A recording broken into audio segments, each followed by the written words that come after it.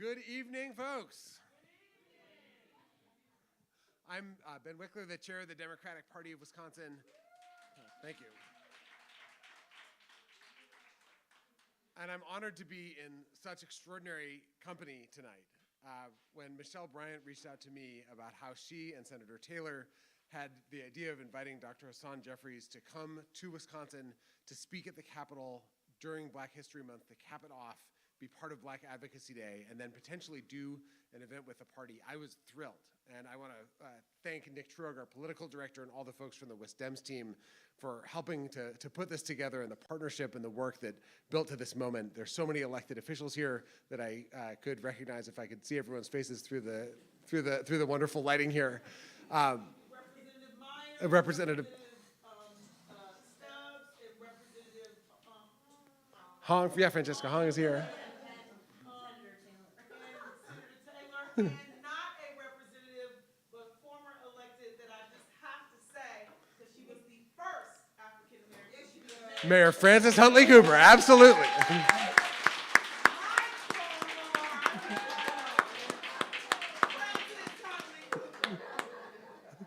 Thank you, Senator Taylor. And Maya Pearson of the school board. Let's give Maya a round of applause as well. Thank you. This is an extraordinary group of people, and we're here in an extraordinary moment. Wisconsin's a state in which Black history is intertwined with every other aspect of our history, from the first Black person who arrived in Wisconsin enslaved to the period where Wisconsin was a critical part of the Underground Railroad and the riots against the Fugitive Slave Act marshals that tried to recapture a previously enslaved man who fled to Racine and ultimately escaped to Canada. The regression, the work of segregation that people in Wisconsin brought in and enforced, and the heroes of the civil rights movement who fought back against it here in our state, and now up to this moment where Republicans have created engines of segregation, of voter suppression, specifically to strip Black Wisconsinites of their political power in order to divide the state more broadly and lock in an undemocratic, authoritarian form of control. And now, in the next 35 days, an opportunity to try and begin unraveling that fabric of oppression. This is a historic moment. And at this moment, I'm so thrilled to be able to welcome our guest of honor tonight, Dr. Hasan Jeffries, professor at Ohio State University, who has written and lectured extensively about the civil rights movement and draws the connections and knows the connection between all that deep history, the history of struggle, the history of the fight against this oppression, and the work that still takes place today. This work to make a better world, a world that lifts everyone up, and specifically to confront anti-Blackness and root out this deep original sin in the American soul and psyche, and most critically in our laws and our structures. This work requires us to actually confront and understand the history of how we got to this moment. And for all those reasons, I'm thrilled to be able to welcome Dr. Jeffries to speak with us tonight and mark this final day of Black History Month and this ongoing moment in the struggle for Black liberation and liberation for all of us. Thank you so much, Dr. Jeffries.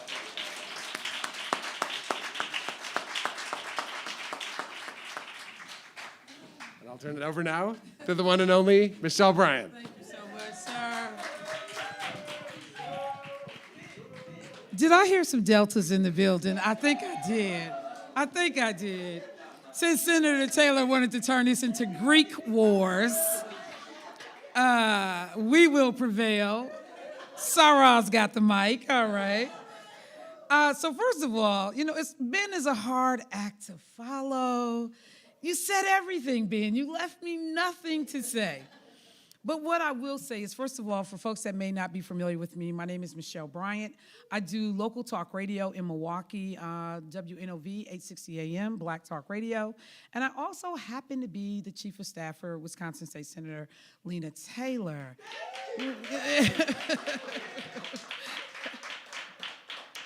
When we talk about everything that we are facing as a community, as a society, people have literally said that proverbial crossroads.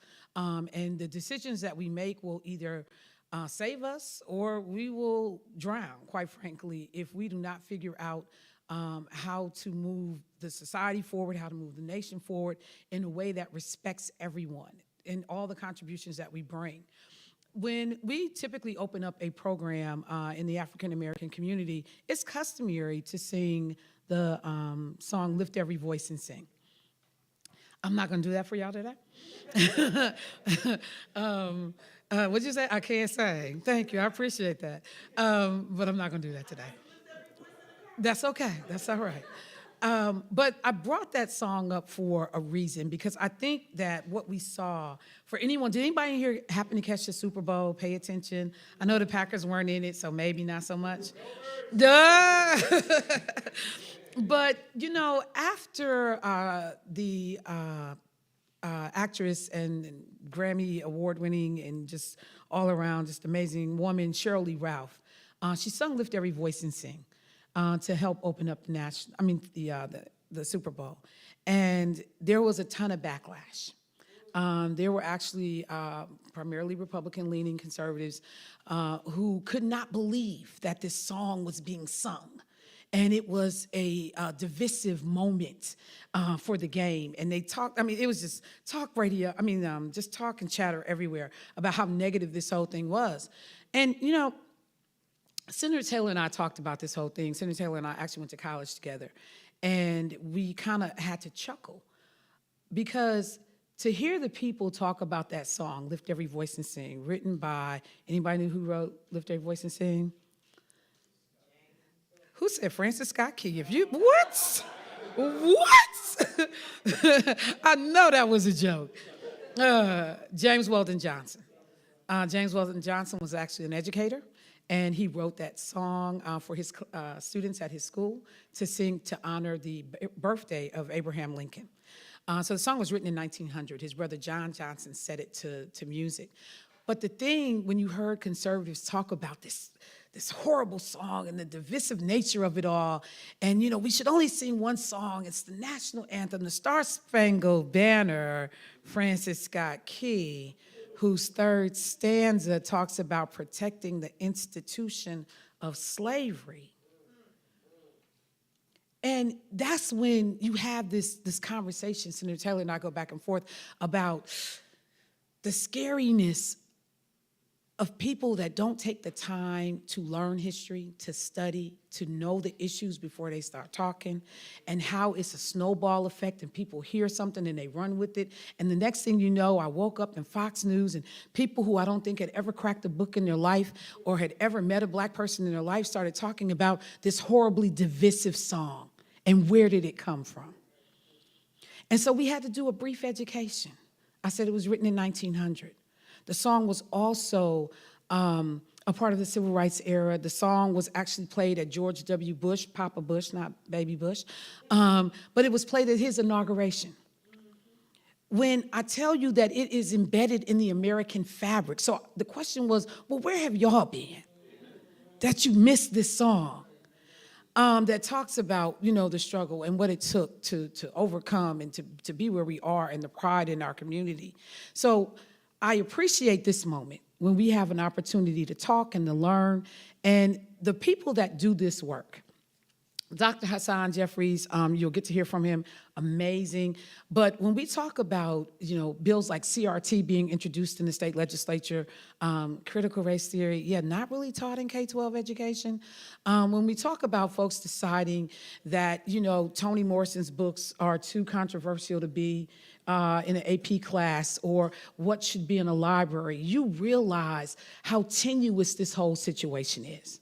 And we have got to do our part. There must be a due diligence to be better educated, to be better stewards of that information, and to share it with other people so that we can stop. You know, Senator Taylor did a column, and she ended the column by saying, I'd rather be woke than to be dumb. I'm gonna say that one more time. I'd rather be woke than to be dumb. That's what it's felt like these days. So, speaking of education, I have the privilege, yeah, somebody know my segue. I'm getting ready to bring up a Madison School Board representative, Miss Maya Pearson. I just met her for the first time this evening. Love the hair, beautiful hair. But I said, how long have you been on school board? And she said, 2 years. And I said, oh, are you an educator? And she said, nah, a parent. And I walked away saying, and that's the best type of representative. So I'd like to welcome this sister who has decided that she wanted to be a part of the process to educate our children and to make sure that equity, inclusion, and fairness ran throughout what was being done in the Madison School District. Everyone, please raise your hands for Ms. Maya Pearson.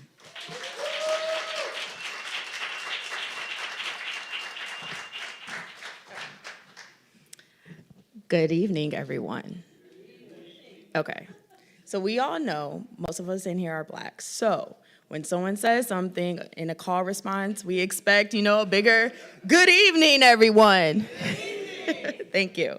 It is great to be in community with all of you in celebration of our common unity. It is also a profound honor to have the opportunity to address you all, especially because there are some people that I value and put in high esteem in this room. And I'm not gonna name everyone, but we all know who those people are. We have, the first Black mayor of Fitchburg. We have the first Black representative from Madison. We have Lena Taylor, our senator. We have all these people here. And Black women that I look up to extremely. So Michelle just mentioned that we have to be better stewards of information and history. Last night, we voted unanimously to rename Thomas Jefferson Middle School to Ezekiel Gillespie Middle School. Yes.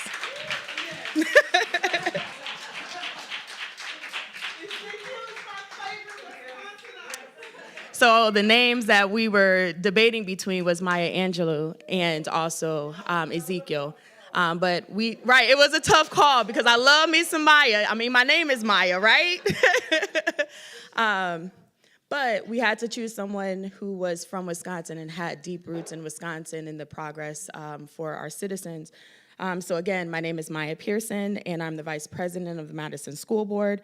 Although this is the last day of Black History Month, please know that we celebrate Blackness every single day. My children are here with me, and they can tell you we celebrate Blackness every single day.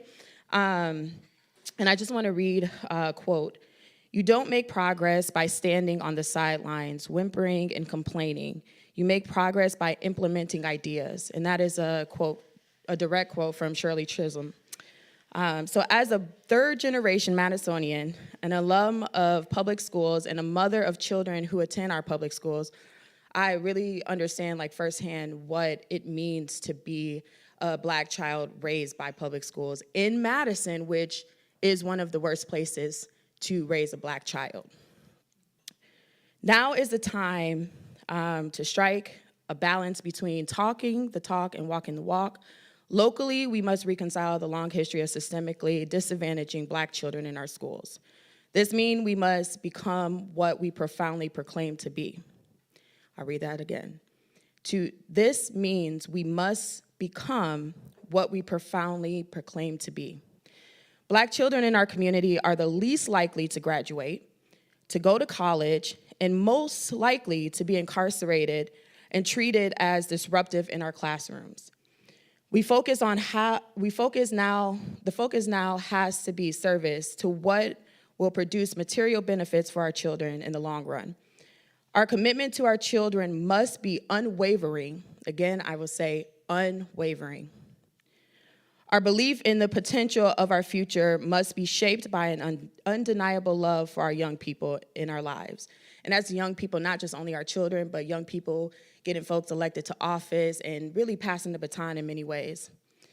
So this week marks Public School Week, in which we celebrate public schools throughout our state.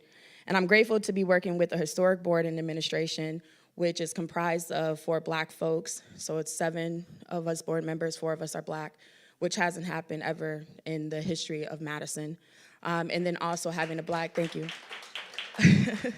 And also having the Vice President and President being Black people. So, and actually our treasurer is also Black. So having 3 Black women at the helm of our board. Also, we have a first time in Madison, a Black superintendent as well as administration. So it really is a historic moment for us. So as a community, I plea that we must come together for our babies, especially our Black babies. Again, we must come together for our babies, especially our Black babies. There is so much occurring in our state where there is so much that is stacked against us, but we need to make progress for the future of our children. But I know we can get there together, and I'm so thankful to be in Madison because there's so much going on across the state. My colleagues and boards across the state are dealing with that we don't necessarily have to deal with. But one thing that I will say is my love for our Black children and our babies, including my babies who are here today, who also, like I said, attend MMSD, is unwavering, and I will continue being a steward for our babies and making sure that they are educated properly. And so I do need the help of the community in that. So thank you.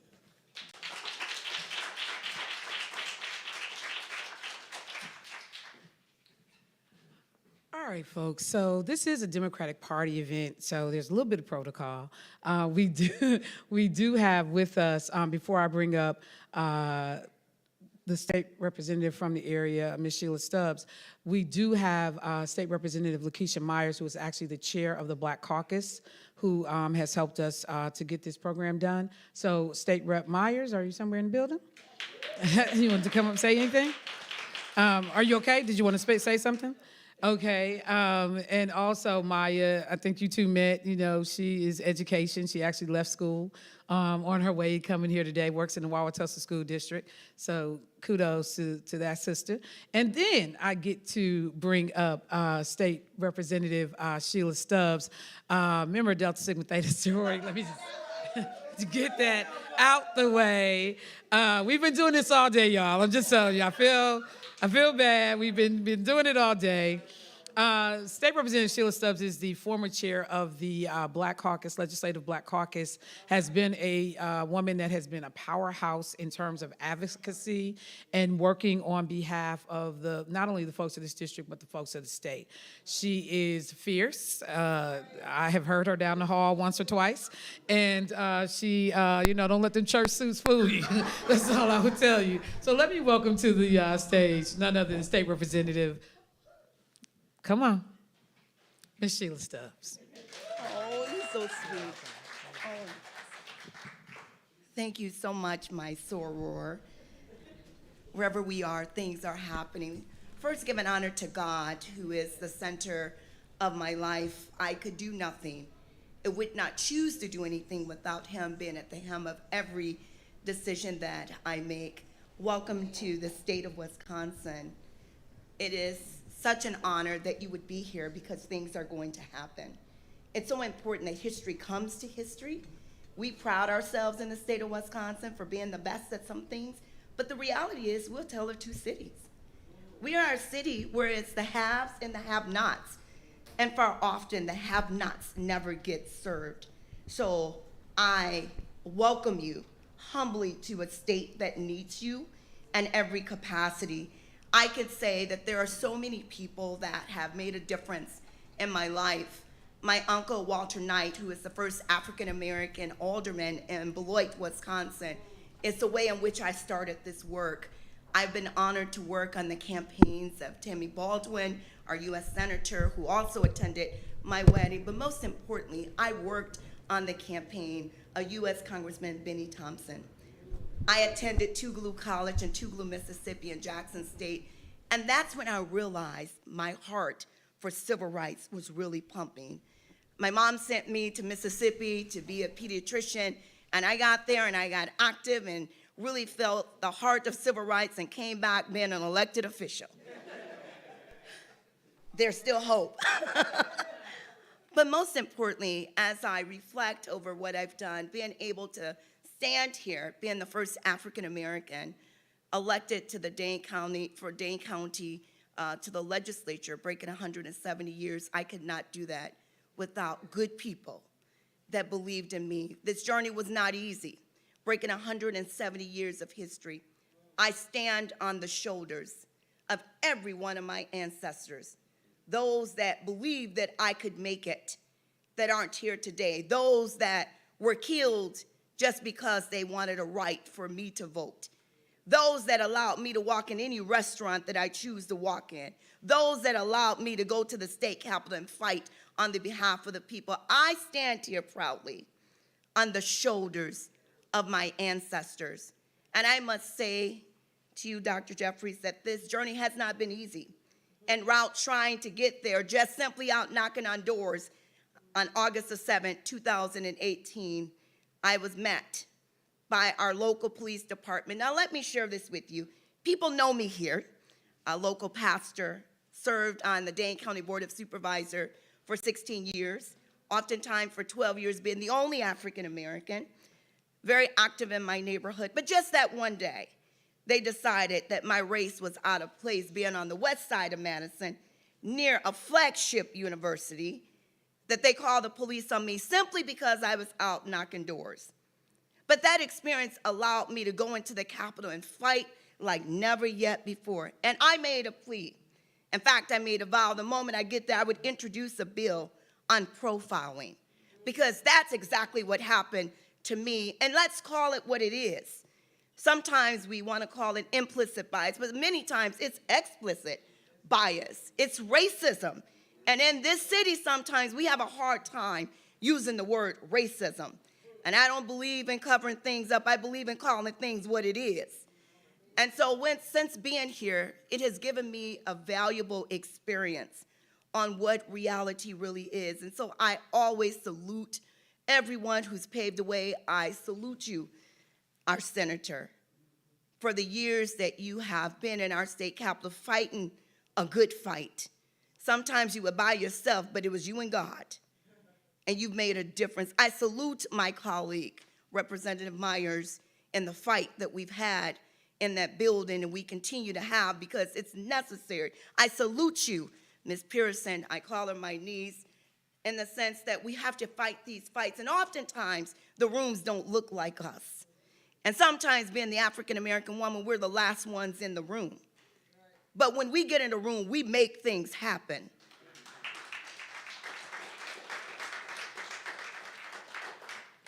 And there is someone that I never had a chance to meet in my life, but I read about him often.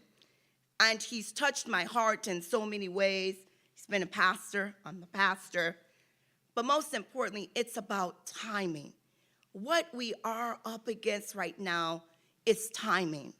And that person, as an American Baptist pastor, Dr. Benjamin Elijah Mays, former president of Morehouse College, mentor to our civil rights giants, such as civil rights giant Julian Bonds, and the late Reverend Dr. Martin Luther King. And he said it so clearly. He left us a message before he left here in 1984. And he said, it's about time, simply timing.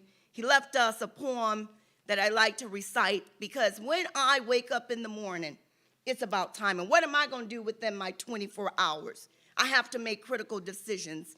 And so the poem is a 60-second poem.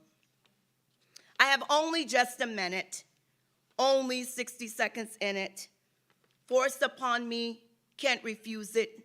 I didn't seek it, I didn't choose it. But it's up to me to use it. I must suffer if I lose it. Give account if I abuse it. Just a tiny little minute, but eternity is in it. God bless you. God bless the state of Wisconsin. And God bless these United States of America.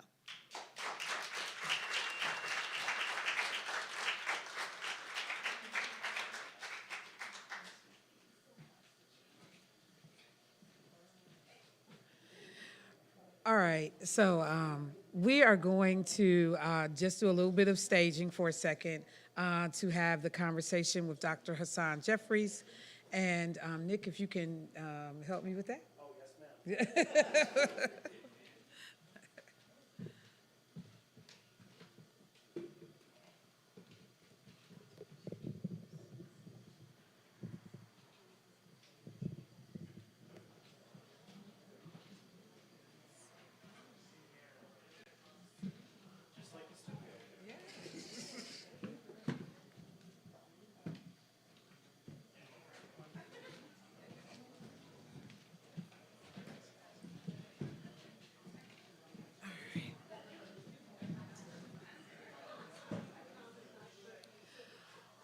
right, everyone. So is everyone okay? Can everybody hear okay?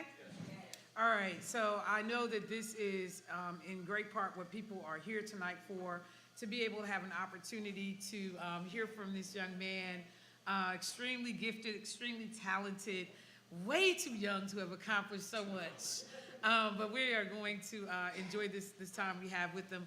First of all, again, my name is Michelle Bryant, and I had the opportunity to first meet Dr. Jeffries when he actually agreed to host a Dr. King celebration in Milwaukee.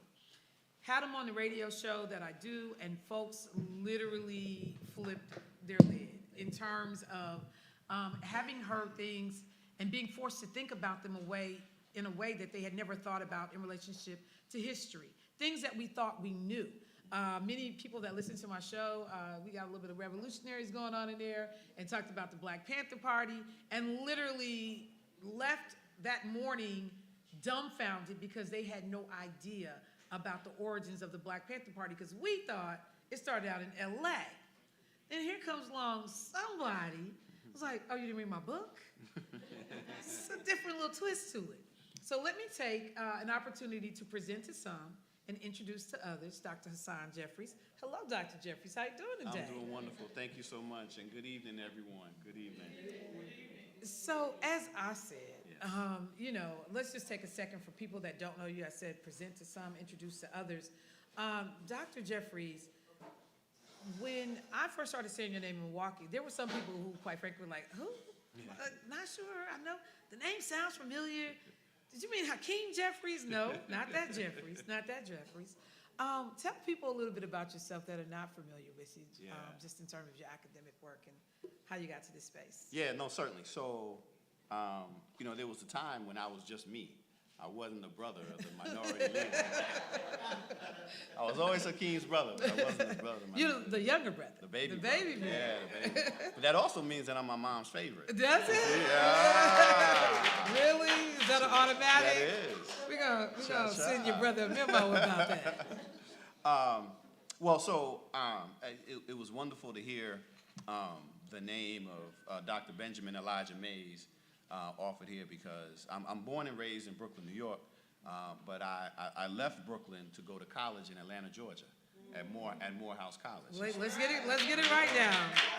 The Morehouse University.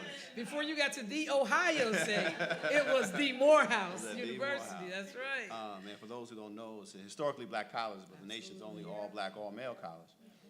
And among its alumni includes Dr. Martin Luther King, who was recruited, if you will, and mentored at Morehouse College by Benjamin Elijah Mays. So that's phenomenal. So the Morehouse years were formative years. And I knew, coming from New York City, which, you know, in the 1980s, New York was going through it. And you out of Brooklyn? And we were in Brooklyn, Right. Crown Heights. There were worse neighborhoods than Crown Heights, to be sure, but, you know, by the late 1980s, you know, we were going to sleep hearing gunshots every night. The homicide rate, we talk about homicide rates now. In 1990, and I didn't realize this until years later, and I look back, and I was like, because people would ask me, they would say, you know, if you're from New York, you either, like, can't imagine ever leaving New York, and that's my brother, right? Like, he's a New Yorker through and through. Okay. You know, he goes down to D.C., and I asked him, I said, he went to Georgetown in D.C., you know, in Washington. And I was like, what do you think about Georgetown? What do you think about D.C.? He was like, oh, man. He's like, that's really south. I was like, D.C.? But this is a New Yorker. He's a New Yorker through and through, you know? But look, State Rep Myers is in there. Every time we visit, she used to live in D.C., and she would say, no, this is South. Is that correct? It's But I will say this: it ain't Alabama South.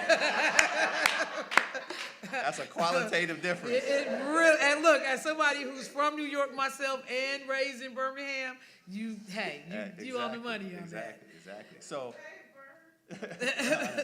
going down to Morehouse, you know, it was powerful, and I realized, this is the moment when I realized that this was, like, I was in the right place. It was the first basketball game I attended. And Morehouse, you know, is not known for its sports prowess, right? Brothers too busy studying. And You like how he inserted that in there? Okay, snuck that in. and we go to the game, first basketball, in a small little gym that's too old, too crowded, too hot. And they said, we now ask everyone to rise for the national anthem, right? And I was like, yeah, whatever. So then everyone starts to rise, and they start singing, lift every voice and sing. Oh. And I was like, shit. I was like, I'm in the right place. Like, oh, yeah. Like, this is, I mean, it was amazing. It was phenomenal. And No, that let me just just really be clear. spoke to the Everybody in the experience. room familiar with Lift Every Voice and Sing? As you were just talking Everybody. about. Well, I'm actually, you've heard the lyrics, you know. Yeah. Oh, what? Nick, was you about to bust it out? I'm working on the second and third stanza. Please commit it to memory. All right. No, I mean, it is powerful. It's about Yes. hope, it's about history, and it's about the future. That's right. Right, and it's just beautifully laid out. And so it was a formative experience for me because I knew when I left high school that I wanted to study history. I wanted to study the African American experience. But you actually, like a lineage, you know, you got your uncle. Yeah. So my uncle is Leonard Jeffries, who was one of the earliest founders, faculty in creating black studies in the late 1960s, early 1970s out of San Jose and then came into New York. So both my brother and I, you know, this is the power of exposure, right? I mean, we had a vision of sort of what it meant to be an academic, but one who was rooted in the community. Because we would go hang out with our uncle up in Harlem, and he's in the office, you know, at 8 o'clock, 9 o'clock, 10 o'clock at night. You got community people coming through. He's holding seminars and workshops for the community people. You got the postal worker. You got the sanitation worker. They're sitting in there. And I thought that that's what college was. So I went to Morehouse as much as I love Morehouse. And 4 o'clock, professor's gone. I was like, where's everybody at? This is when the learning begins. But it was a model of community engagement that I saw. So I didn't realize. And this starts early. It starts you early. being dragged, I won't say dragged. I was saying, earlier. Sort of that taking 8, 10 years old? Yeah. Sitting up in, okay. Going up to Harlem and listening to these community lectures, which was profound, right? I mean, at the time, I'm like, look, I want to play some video games. Like, why are you dragging us up on the A train for 2.5 hours, right, to go hear Dr. Clark and all these others? But, that seeps in, right? You earn a respect, but you're also learning. And so I knew from that exposure and just being exposed to the community and to the church as well and with the conversations that we're having in the church that, history for me was really, I mean, history is just a story, right? But it's a story from which you can extract knowledge and information in order to understand the world that's around you. And so I was looking to history as something that was interesting to be sure, but also to provide a lens through which to understand the world that I wasn't getting, the answers to which, as I'm traveling through New York, I wasn't getting the answers to this situation that I'm seeing around me when I arrived at school. And that situation was? This was the violence, was the segregation, was the police violence, this is the 1980s. And this is the 80s. This is in the 80s, right? So this is the 1980s in New York City. I mean, young black kids, young black men being killed, for going into white neighborhoods in Bensonhurst. Yusef Hawkins, some of you may remember. Yes. My senior year, and I graduated a little bit young, I was 17 years old. My senior year, in that spring, this is just what we were dealing with. In that spring of my senior year is when the Central Park Five get arrested. Wow. And so, they were a little bit younger than us, than the cohort of folk who I was with. But even when they were arrested in Central Park in the spring of that year, like my dad's reading the newspapers, we're following the case, and he's like, none of this adds up. So it wasn't like people in the community were shocked later on, right? Like, none of this added up from day one. And we were clear about that. And so that could have been any of us. And I really didn't fully understand. And I don't think my friends and I, who grew up then, really truly understood. Because we hear about the Central Park Five, but that was happening all the time, where people would get swept up. This is really the acceleration of mass incarceration. And so we just escaped because we were lucky. Right? My friends, I go down to Morehouse, I have another friend who goes to Berkeley, I have another friend who goes up to Cornell. I become a professor, my other friend in Berkeley. All of us were just kids from Brooklyn, right? He's now a professor, in degree in engineering. Other brother who went up to Cornell. is an entrepreneur, multi-million. I don't even know how many millions he has, right? He won't tell me. I'm trying to figure out, but he won't tell me. But then, that was our path. But those brothers in the Central Park Five, Right. like every year, I was watching that powerful film, the powerful documentary that Ava, docudrama that Ava DuVernay did, and that really spoke to, we think about some of these issues of mass incarceration and the collateral consequences, right? I was watching those, just the chronology, right? They get arrested the year I graduate from college. When I go to college, when all three of us, all four of my boys, my homies, we go to college, they go to prison. Right? When I graduate from college and head off to graduate school, some of them are being sent into adult prison. I mean, and then the year I graduated got my PhD in history from Duke University, they're getting released. The last one of them gets released. So the time span, just for people to kind of understand that, how many It's a 10-year period. 10-year period of time? It's really from Roughly 1990, 10 about 11 to 12-year period. Right. From which the longest one is in there. And it just struck me, right, that like that's what we're talking about. That we don't talk about is the lost potential. And if I just interject, and here in the state of Wisconsin, if someone had been wrongly convicted, which these gentlemen were, and released, we have legislators that introduced bills that said that for every year that they were incarcerated unjustly, we will pay them $5,000 up to 5 years. So if you were in 10 years or you were in 20 years, the state of Wisconsin has said that your life was worth $25,000 for a unjust conviction or a wrongful conviction. So I just wanted to just add that. No, I was gonna say, and that's what we're talking about with so many of these issues, right? That affect black people, that affect brown folk, that affect people on the margins of society, is the lost potential, and not just individual potential, not just individual opportunity, but the contributions that they could be making to society that we then deprive ourselves of, because we've made a decision in this instance to warehouse people to make us feel good and make some money for some corporations.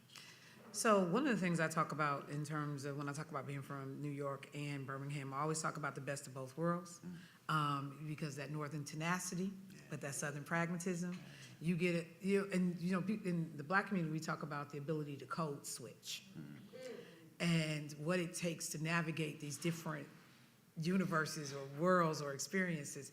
And I often thought about when I looked at the work that you did on the book that you authored around Lowndes County, Bloody Lowndes, and the Civil Rights Movement. And I think about through the lens that you got to look at this as somebody who undergraduate work at HBCU, Historically Black College, raised in this family that you described, and then you go to a PWI, predominantly white institution, and then you begin to, or not begin, but as you're doing this journey of history, and you're looking at this, how does both of those two educational experiences influence the way you go about your work? That's a great question. So the Morehouse experience was critical because it's not only when you go to a HBCU, and Sister said Tougaloo, right? When you go to a HBCU, it's not just what you learn in the classroom, because I mean, that's critical, that's foundational, right? But it's also what you learn outside of the classroom. It's the conversations that you have in the dormitories that go on long into the night, into the early morning, right? And sometimes it's just silliness and foolishness, that's to be true. But we were debating, right, how to transform South Africa. Like we were debating, reparations. We were debating, all of these issues, right? At 17, 18, 19 years old. And, one of the things that people don't understand about the African American community is how diverse it is. Right? Diverse in terms of, and this is pre-internet, right? I'm dating myself, but this is pre-internet. So, coming from... Well, I just want to say, if you're dating yourself, Senator Taylor is really old. No. So we're bringing, this is brothers and sisters, right? Because we have Spelman and Clark and Morris Brown, but brothers and sisters coming from the Northeast, encountering brothers and sisters from the South, encountering brothers and sisters from Florida, encountering brothers and sisters from, the Fifth Ward, in Texas, right, in Southwest, and then out West, and then the Midwest. And everybody's bringing their experiences and talking about, well, what do you do? And what's life like, in Indianapolis and in Circle City and in Milwaukee?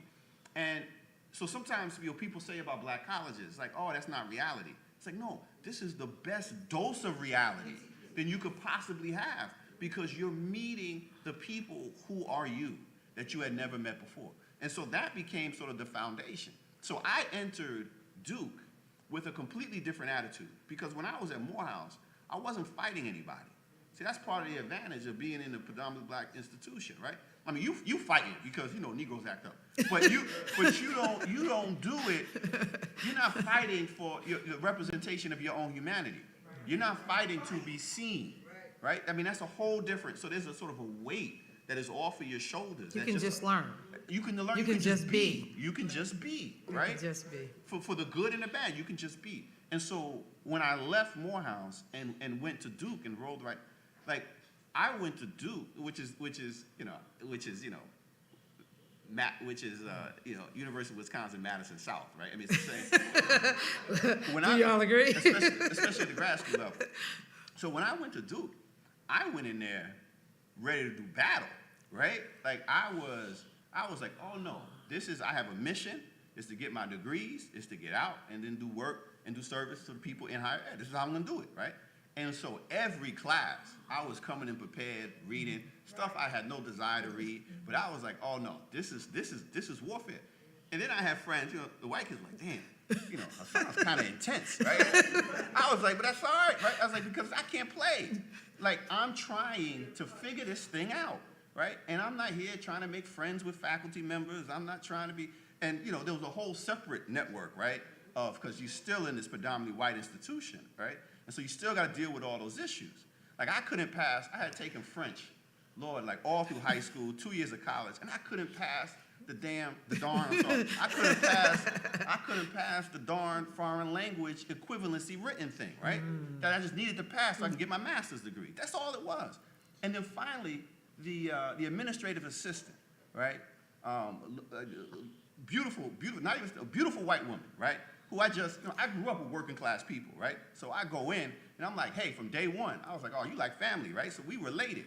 So finally she pulls me aside like in year 3 and she said, because she they know everything that's going on. She says, Hasan. I said, yeah. She said, listen, everybody who's passing this exam is in a study group with the professor.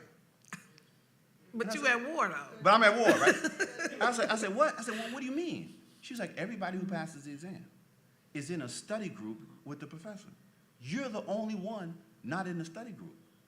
And you're also the only black person in that class. And I said, so I need to get in the study group. She said, yeah, get in the study group. But nobody told me I needed to be in the study group. And then as soon as I get in the study group, didn't learn anything more, didn't learn anything less, took the exam the same way, but now I was in the circle, right? And so you still had those things that you had to deal with. I mean, that could literally derail you. Oh, yeah. Right? Over some silliness because you're not in. You're not a part of that network. And so you still had to deal with that. So let's take a second then and expand that out to this whole idea of not being in. Right now, in academia, we are seeing a push to decide what should be in and what should be out, who should be represented and who should be suppressed. As you have had an opportunity, and then when you connect that to the work that you've done around studying the civil rights movement, one of the things I have said to people, there's a lot of knocking of African Americans for voter turnout. The minute an election goes south, black folks didn't come out to vote. Oh my God, what can you do about your community, Michelle? Get them out to vote. And one thing I said, and I'm waiting for you to correct me, because you already corrected me one time today. I'll talk to you about that later. But the one thing that I've said to people is when I'm talking about black voters is that, do you understand, for people that know me, I'm older than the right of black people, black women in particular, to vote in this country unencumbered. Let me say that one more time. Y'all see black people like to do that too. Let me say that one more time. That's that church stuff. But the 1965 Voting Rights Act was the opportunity for me or for my mother to go into a polling location and vote without a poll tax, a literacy test, all poll taxes, just doing the examples. Nobody's saying, hey, do you belong here? What can I do to push you out? First time. So we're talking about roughly about a 57-year history. And even, you know, though we got the right in 65, you still had all these hurdles. So when I talk today to people who want to beat up on the Black community, you guys don't vote.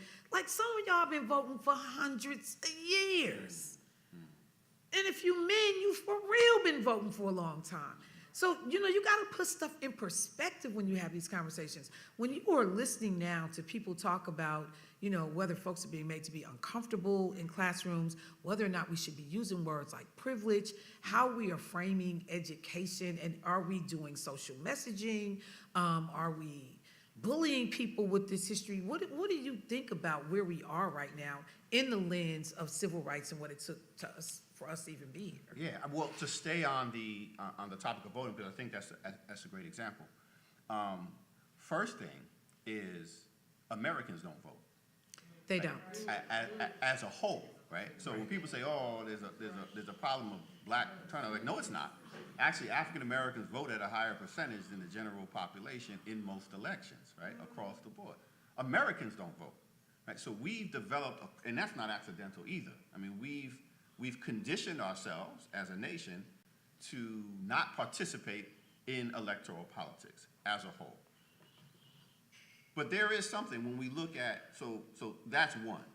But the other thing is when we look at African American political participation, that there are two moments where we see where the opportunity is given and granted that African American political participation is astronomical.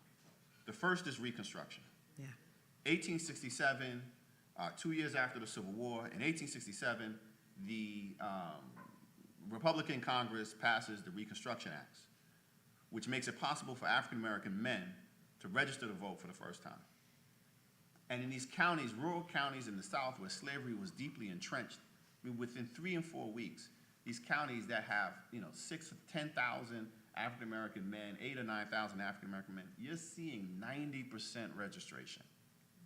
Like African American men born in slavery, literally just a day away, see and understand the value of political participation and registering to vote. Frederick Douglass, just weeks after Appomattox and the surrender, says that emancipation means nothing if African Americans don't have the right to vote. Now, it's only African American men who are granted the right to vote, but you better be clear and understand that they were casting those votes for their families. Right. Black women were not allowed to vote, but if that black man went in there and voted for some former Confederate, he had nowhere to go home that night. So understand, that's a collective vote. That's a collective vote. And then there's this moment. This is why the history is so important. So then you say, all right, so what happened to sort of Black interest in political participation, right? It didn't go anywhere. Between 1890 and 1910, every state of the former Confederacy, and this is where the majority of African Americans still are, every state in the former Confederacy rewrite their state constitutions for the sole purpose of disenfranchising African Americans. That was it. That was the only reason, to take the vote away from African Americans. Because to be clear, that period of Reconstruction lasted roughly about 12 years. If that. Yeah, it was like a little, like this small window, this sweet spot, but roughly Absolutely. about maybe a decade or so. Yeah, because most of the states actually by 1870 had already fallen back under the control of Confederate Democrats. Right. So it's only 2 or 3 states that last longer than that. But you're right, 1865 to 1877 is the full window that would, and that's a stretch, that's being generous. Yeah, exactly. Right? And then we get 1890 to 1910. But in that period, we elect our first Black United States Senator. Oh, absolutely, absolutely. I mean, like, if you go back and you look at the history books of Black representation during that time, it's crazy. Yeah. You know, but there, no, I won't do that part. Go ahead. 'Cause But then we see, so you have Black participation, electoral policy, African American enfranchisement leads to the election of African American officials. There's no surprise there. And so we see in that 12-year period this sort of rise. But then there is a precipitous decline up until the final African American congressional representative, George White, is finally forced out of office in 1901. That's what I was going to say. There you go. We're on the wavelength. Yeah, We're here. But why is that the case? One, you have these constitutions, these new state constitutions that are framed to disenfranchise African Americans, but all of it is undergirded by racial violence and racial terror. Right? Violence was the cornerstone of slavery. Violence was also the cornerstone of freedom. So we get the Colfax massacre in Louisiana in 1870, 1873. We get Wilmington, North Carolina in 1898. Racial terrorism keeps African Americans, even those who could attempt to register to vote, from showing up at the polls. Because at a certain point, after you pass these constitutional measures and you say, okay, now you gotta go re-register if you could possibly, if you can save up enough on the poll tax, right? They had a thing called the grandfather clause that said, if your grandfather could vote, then you could vote, right? But your grandfather had to be eligible to vote before 1865. I mean, they're just playing silly. But they had to frame these things. Why? Because of the 15th Amendment. The 15th Amendment said that you can't use race as a basis to discriminate against people. So what do we see? All these constitutional amendments, all these new constitutions are all colorblind legislation. It's all colorblind. None of it mentions race. But the intent is clear. And if you look at it, and this is why in this moment where people say, teaching at Ohio State, I don't know if y'all know this, Ohio State's very white. so teaching at Ohio State, and the kids, they're coming from the white suburbs, they're coming from rural places and everything, and I understand that. And so, and for most of the white students who I have, I'm the first African American they've ever had, not just as a teacher, but as a person in a position of authority over them. And so they're conditioned, right, not necessarily to take as truth what I have to say. And so I understand that, right? It's not even a personal thing, right? This is what they've been conditioned to do. And so I understand that I can't walk into the classroom and say certain things because they won't hear it. But I don't need to. So if I say that these constitutions were written solely to disenfranchise African Americans, they'll be like, that's not true, right? So what do I say? I say, listen, here's the Constitution. Here are these mechanisms, Mississippi 1890 or Alabama 1901. And I say, now, read the Constitutional Convention notes, the minutes. Read the words of the people who were there, because they are just as explicit as you want to be. They're saying the reason why we're calling this Constitutional Convention is to take the vote away from Negroes, period. And if I could just interject, so there is a current push to have a constitutional convention again. And there are petitions being circulated in legislative houses all around the country where folks are saying, no, we just want to go in and tweak a couple of things. And they're... You just want to make sure that your budget, the budget is, a balanced budget for the nation. That's the only reason. We're not going to do anything else. And we know that when they actually, talked about going in and messing with this, they came out with some very different. Yeah. And then the other aspect of that too, because this ties into the voting, I'll bring it to the civil rights in a second, is the white elite who knew what they were doing, who knew that these colorblind mechanisms that would target African Americans and wholesale disenfranchise them, take the vote away from millions of African Americans, they also knew that if they did this, that there would be poor white people who would fall through the cracks and lose the vote as well. And you know what they said? Somebody got to make a sacrifice. In other words, they were willing to sacrifice the civil rights, the voting rights of their own to exclude African Americans completely. And that's a process that has been repeated over and over and over again. So when it comes to this question, back to the original question of sort of black voter participation, one of the things that happens in this 20-year window is that you no longer see black people trying to register to vote. Not because they've lost interest, but because they know that if they show up at the county courthouse in Birmingham or in Jackson, Mississippi, or LaFleur County, Mississippi, if they show up to attempt to register to vote, that they'll be killed. And even if they could register, who the heck are they gonna vote for? Because it was a single-party state Democrats, they weren't letting black folk run as Democrats. So a calculated decision is made. Let us surrender a valuable vote for a valuable life. And that doesn't mean that they give up. That means that they begin to shift their energy into other directions. Shift it into education, shift it into acquiring land, shift it into business development. But then once you get an opening again, a little bit more space in the late 1950s, early 1960s, when it's still dangerous to attempt to register to vote, but there's the greater possibility that you could get the federal government in to provide some protections for people to register to vote, then you see another surge for voting rights. You get the Voting Rights Act passed, and what do you see immediately? African Americans registering to vote in large-scale numbers. Right? And that participation rate soars. Now, you also see something else. You also see the rate of registration among white voters in the South also go up at the same time, because they see the potential of the threat of African American voter registration. But then, after a peak sort of registration in the early 1970s, and it begins to slowly taper off in the mid 1970s and 1980s, and then we see kind of a steady decline, and then it sort of plateaus till we get to where we are now, which is really reflective of kind of a common voter participation rate, with the exception of some counties. Part of it is African Americans looking at America and questioning how much has changed and how effective is my vote. Now, to be clear, just having the vote and just participating in the political process is not going to bring Jesus, right? It's not going to be enough in and of itself. You got to have radical and fundamental economic transformation. You got to have a change in political will, to be sure. But in some ways, and this is partly a consequence, I think, of the effort to secure the vote. In some ways, we overinvested in the possibility of what the vote could bring, and we did not invest equally enough in the need for fundamental, not just social transformation, but economic transformation. Right.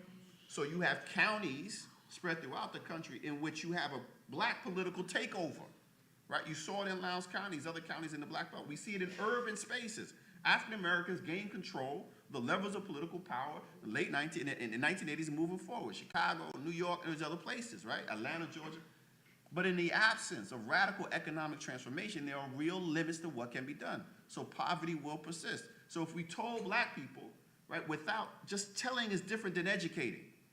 If we're just telling them you need to vote, and that is going to change, without saying that this is just one element that needs to be done, that these other aspects have to occur as well, then you're going to get What's wrong? flipping and flying around. No? So that's just added texture. Added texture to the conversation. It's 7? Okay, you got it. Okay. No, I'm good. Okay. All right. So then this is the thing too, because as you mentioned that, I immediately thought of Dr. King. Yeah. Because when people began to talk about what really precipitated his assassination, outside of just, civil rights and equality, and we should have, equal access, people began to ask the question, because he started talking about and saying stuff like, America has written us a bad check. You start to talk about the economics of it all. And so now it's time for you to go now. It's time for you, as we come up on April 4th, anniversary of Dr. King's assassination. So that ties in, that's all I was thinking about when you were talking about, people argue vehemently about what led to that actual breaking point when we see what happens to Dr. King. So, okay, so let's just take a second. And again, the political landscape that we are in right now, and you talk about some people are wondering, so you say people are questioning. Some folks talk about apathy. But there are folks that will tell you that I show up, but nothing changes. Yeah. And so, one, I think it's critically important that we always take people seriously as political thinkers. Everyday people, ordinary people, seriously as political thinkers. In many ways, even those who, and it's not a majority, but even those who say, well, I'm not voting because it's not making a difference, they're making a political calculation. They're making a choice. They're making a decision.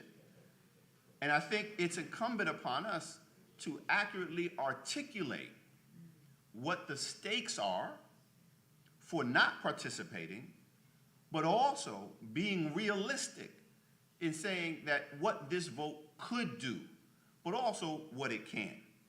A lot of times, I saw this in some of the criticism of Barack Obama. And some of the criticism is legitimate, to be sure. I think there's always more that can be done. But there were folk saying, well, Barack Obama didn't do X, Y, and Z. And I'm like, that ain't in the job description, right? Like, he does not have that authority to do that. Or the mayor can't do this, or a school board member, they didn't do this. Well, have you looked at their job description? And so one of the things that is lost, one of the critical lessons that is lost from the 1960s civil rights era, one of the things that they were committed to was voter education. It wasn't just about voter mobilization. And now, we can get people out. We can get people to the polls, right? But just getting people to the polls without that key component of voter education, you won't get them back. Every election becomes a knock and drag. Exactly. Every election. And that's not what you want, right? You want to have sustained engagement.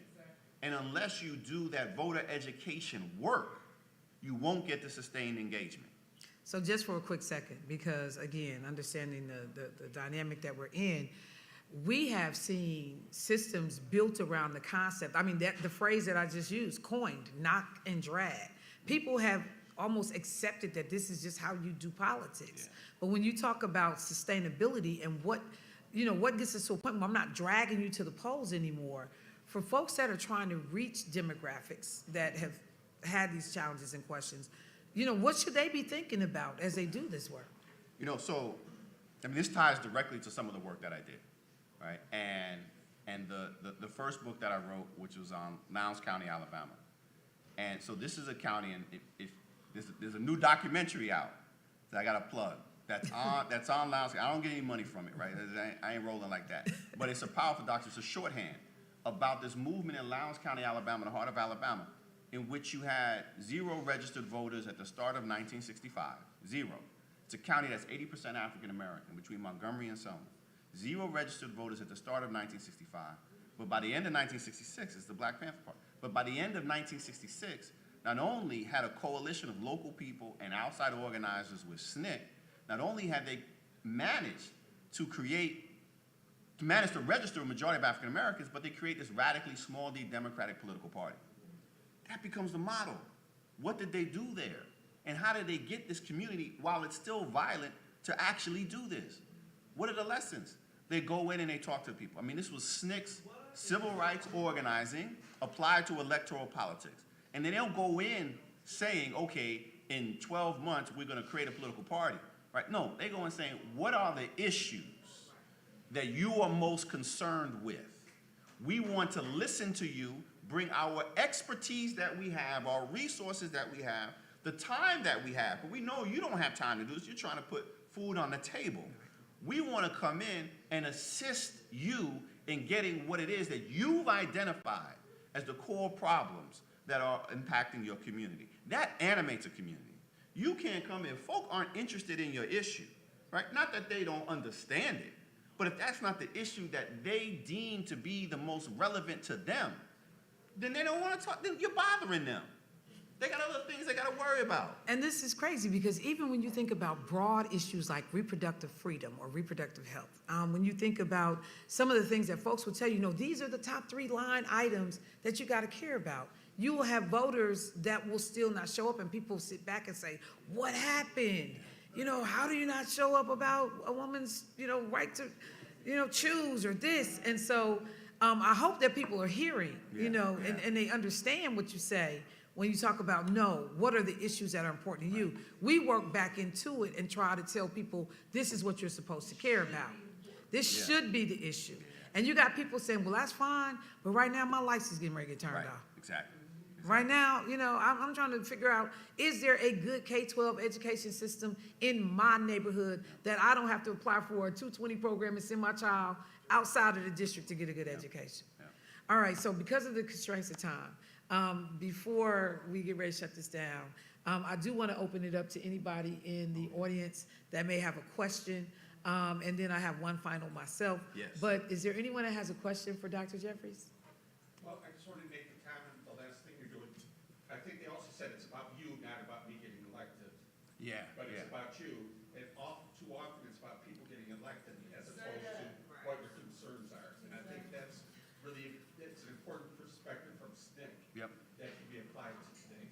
No, you're absolutely right. I mean, just to underscore that point, I mean, one of the things that we saw coming out of SNCC, and the example, because what happens in this little rural county in the middle of nowhere is that it's the lessons of Ella Baker, it's the lessons of grassroots organizing applied to electoral politics.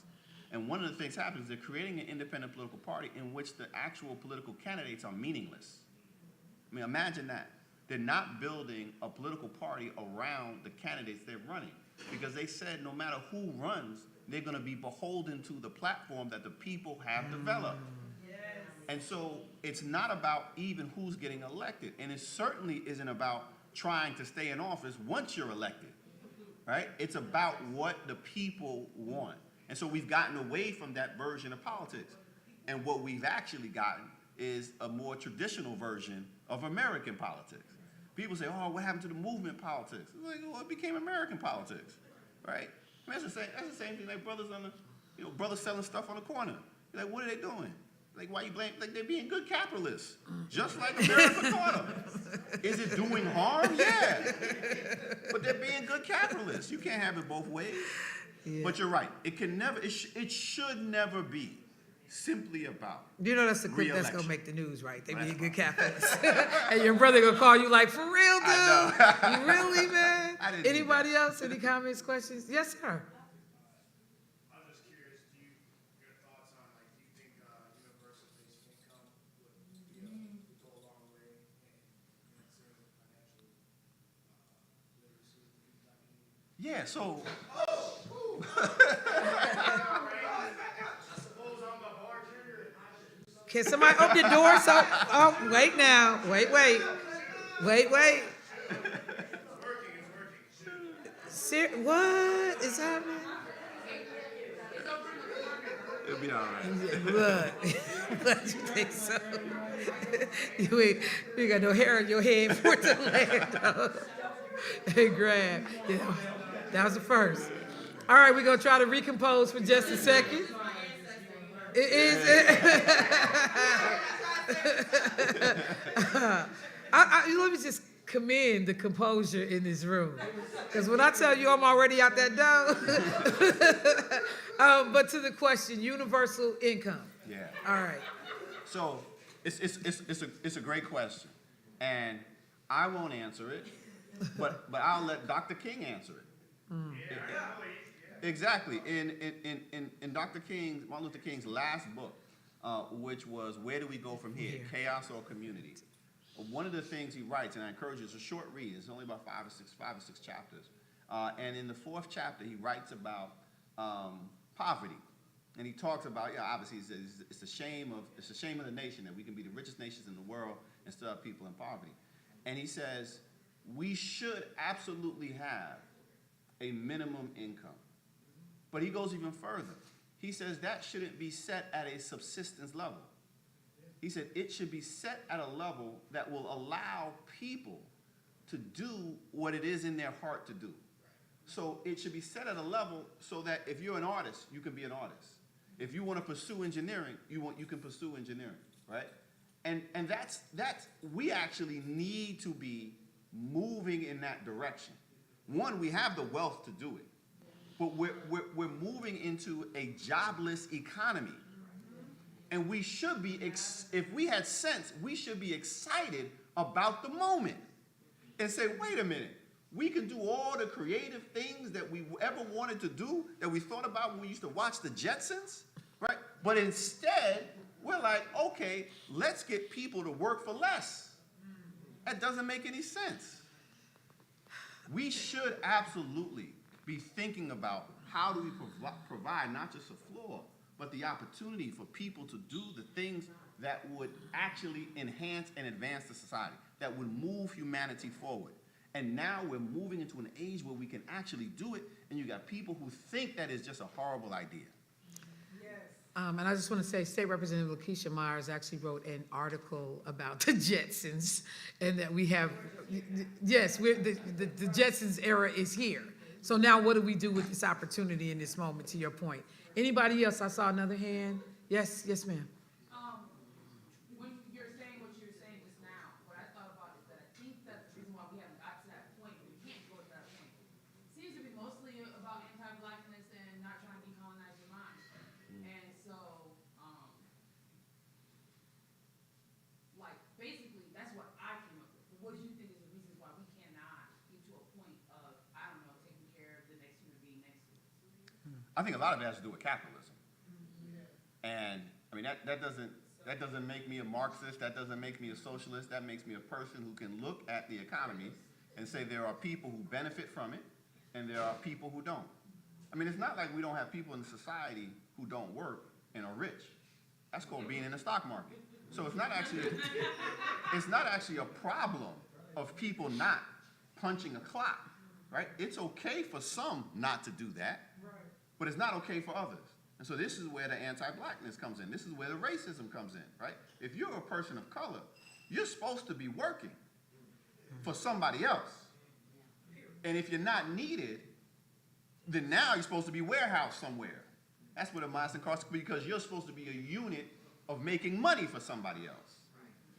And so if we actually valued all of human life and didn't just value those who have large bank accounts and savings accounts and who aren't doing anything, then our society would look a lot better.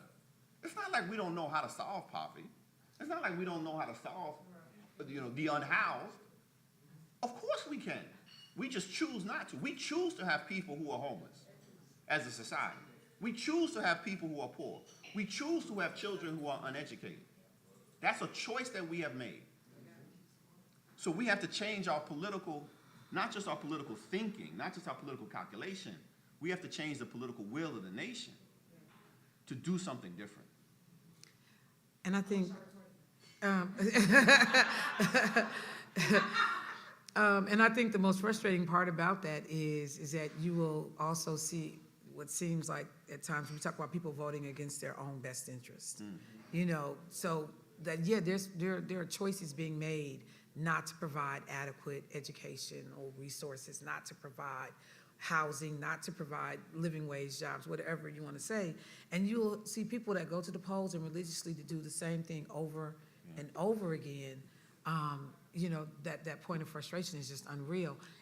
Yes. And I would actually say sometimes when we look at that, like, you see, a poor white dude, a poor white family in Mississippi, right? Mississippi, Alabama, or rural Ohio, could be rural Wisconsin. And you're like, why are you opposed to Obamacare? Like, do you do realize, of course, right? But you do realize that access to healthcare would benefit you, right? You do. So, but here's the thing. So why are they doing that? And we usually say, well, they're voting against their interests. But in a way, they're actually voting in their interests. It's how they perceive their interests. And this is where the anti-blackness, this is where the racism comes into play. The interest is not my teeth are in horrible shape and I have no health care and I can't go to the doctor. My interests are what? So I think it's both in the future as well as in the present, right? So one of the great scams that has been perpetuated on people in America is the American dream. So the fact that you got folk running around Mississippi with no shoes, right? And they're worried about the wealth tax, right? Because one day they're gonna have their millions, right? And so they gotta protect that future that ain't never gonna arrive. You've been poor white for 250 years. It ain't coming. But they're worried. That's protecting the privilege, right? The privilege of whiteness is real, even if it's not manifesting itself in economic ways. So that's one thing, it's protecting the future. But the other thing is the racism and how people understand how they arrived in the situation that they are in. And so in manufacturing Ohio, you have white workers who lost their jobs, who no longer have that industrial job that can get them into the middle class. And rather than blaming the corporation that took their jobs and sent them overseas, they're blaming immigrant workers. They're blaming workers overseas in Korea or China or in Mexico who are making less than they make for taking their jobs, as opposed to fixing the blame where it needs to be on a corporation that could care less about the workers who work for them. It just made me think of, and I'll be right there, it made me think of, real quickly, Ford Motor Company, and the fact that they talked about they paid their employees wages to be able to afford their cars. Yeah. You know, I did that when I was in Detroit, right by Motown. The Ford Hospital is there. And he built a hospital so that his workers would have somewhere to go. Okay. Yeah, that's all interesting. I'm gonna take one more question so we can wrap up so that folks can be, yes, one last question. I just wanted to say, Yeah. kind of a perceived status. I Yeah. have cousins in Waukesha County. Right. Wait, hang on. They might be as Oh, wait, poor hold as on. the next person. Hang on one sec.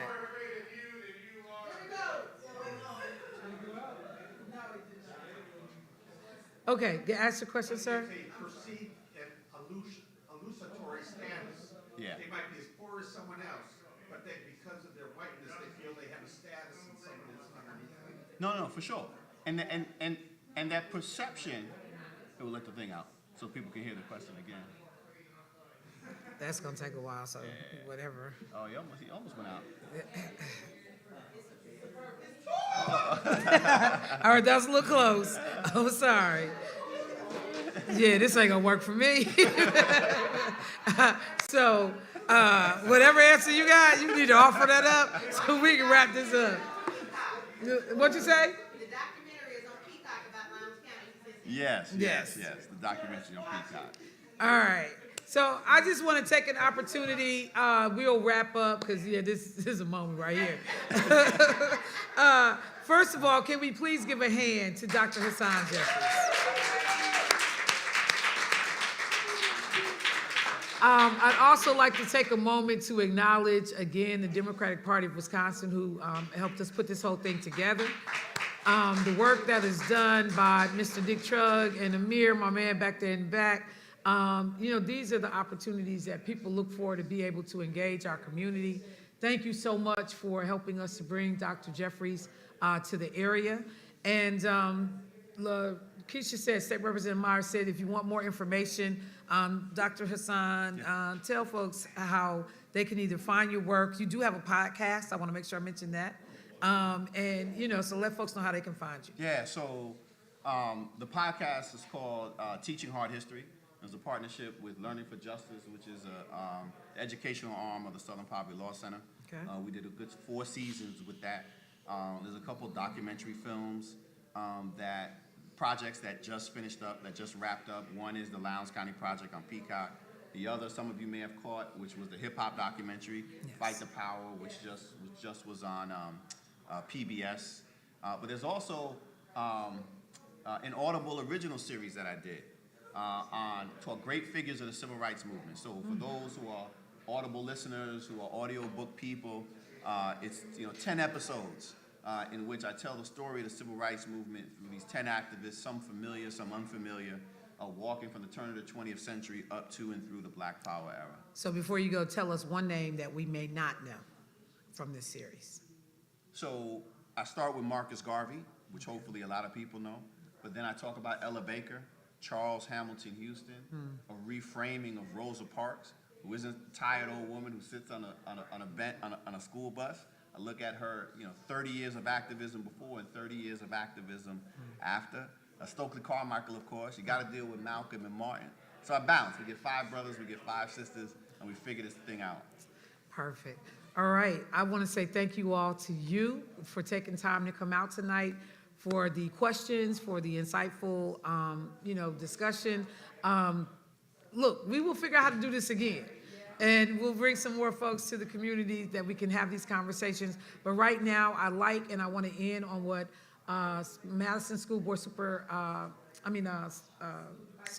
Vice President, I'm looking for the title, Ms. Maya Pearson said that, February, while it's 28 days, Black history is talked about 365 days a year. If McDonald's never did anything, their campaign 365 Black, that's real. And so these are conversations that we have to not only have, but we have to protect. I'm going to say it again. If you pay attention to the Wisconsin State Legislature, the efforts around critical race theory, the idea that we could not get this done through the legislature because the Democratic governor vetoed the bill, but now we want to talk about whether or not we can place it on a referendum and get it before the people. And they are stacking school boards. And mentioning school boards, I don't know how many of you know Miss Malele. In particular, her cousin Opal Lee came to town, and I have her book in the car, and it references two things. It one shows images of people who were enslaved with wood. Neck break, those neck- breaks. The shadow, braces yeah. connected or whatever. And the other is she spoke about them participating in what was equivalent to Black people participating, their churches participating in watch nights. And those are the two things that a Madison school had challenged with, and whether or not it would have been appropriate for her to read. There was, ended up being a snow day, so, right, it did, but it was clear that they said she would not be able to read the book. So this is real. And just so folks know, Miss Opal Lee is considered the grandmother of Juneteenth. Exactly. You know, The book was about Juneteenth, I'm sorry. Juneteenth, the holiday, yes. All right. All right, so clearly we could do this all night. I see the room, but we're gonna let y'all get out of here. Thank you again so much, so much.